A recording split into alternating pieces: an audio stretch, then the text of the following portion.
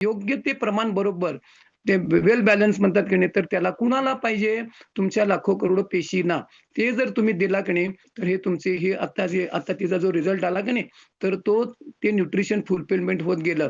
तिचं मांस धातू पण वाढला.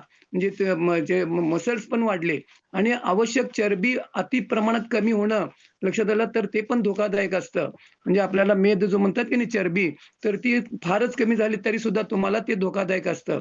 आणि मग तिचं कसं वजन वाढलं, तर ही न्यूट्रिशन हे मग आम्ही देतो, हे न्यूट्रिशन हे घेतात. हे कोणत्या प्रकारचं औषध आहे काय? मग इथे लोकं कसे व्याधीतनं किंवा बाहेर कसे पडतात? तर ही न्यूट्रिशन डिफिशियन्सी त्याच्यात फार मोठा रोल त्या ह्या सगळ्या न्यूट्रिशनचा असतो.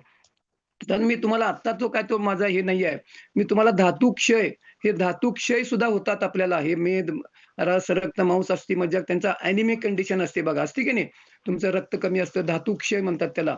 तर हे धातुक्षयचा तो एक पार्ट वेगळा मी ते नंतर घेणार आहे. पण आज आपल्याला जो बघायचा आहे की नाही, तो मेद धातू जो आहे की नाही, तर ते वसा, त्याला चरबी म्हणतात. तर हे फार मोठा सगळ्या जगाचा प्रॉब्लेम आहे. वजन वाढणे, वजन वाढणे, वजन वाढणे आहे की नाही?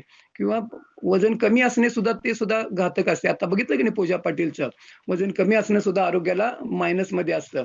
तर योग्य त्या प्रमाणात आपलं वजन मग आहे का बघा, आपल्याला वजन काट्यावर दिसतं की नाही, चरबी वाढलेली असते किंवा काय. तर हे सप्तधातू तुमचे अफेक्टेड एकात नाही एक मासधातू म्हणजे तुमचे मसल्स जे असतात तर ते वीक राहतात. मग त्याच्यातनं तुमचं परत काय होतं तिकडे चरबी वाढायला लागते. मसल्स जेवढे तुमचे स्ट्रॉंग असतील तेवढं तुमचं वजन कमी होतं. हे सगळं एकमेकावरती अवलंबून असतं. आणि आपल्याला ह्या ह्याच्यावरतीच काम करत असताना की नाही, तर आपल्याला बघा तुमचे हे धातू जे असतात की नाही, मेद धातू जे आहे की नाही, तर तो त्याचा काय तुम्हाला त्याचा उपयोग आधी लक्षात घ्या. हे काही गोष्टी ज्या आहेत की नाही, स्नेहन म्हणजे स्निग्धता, मेद धातू जे असतो की नाही, स्निग्धता प्रदान करणे. आपल्याला स्निग्धता ऑइली बनतो की नाही, लुब्रिकेशन. ओमेगा 3 खाता का तुम्ही?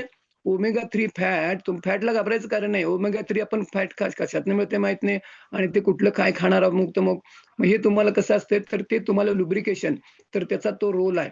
मग तुमचे बघा संधिवाताचा जो पेशंट असतो की नाही, त्याला लुब्रिकेशन कमी पडतं. सांधे वगैरे दुखतात. वय वाढेल तसं बघा, वय वाढेल तसं कोणाकोणाचे गुडघे दुखतात की नाही किंवा काय, तर तिथं सुद्धा तुमचं स्निग्धता कमी पडत असते.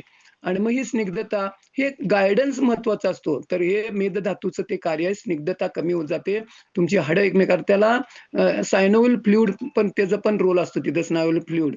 लक्षात आलं तुमचं हे घासतात की नाही एकमेकावरती किंवा काय, तर तिथं तुमचा घाम तयार होतो बघा. स्वेद स्वेद म्हणजे घाम.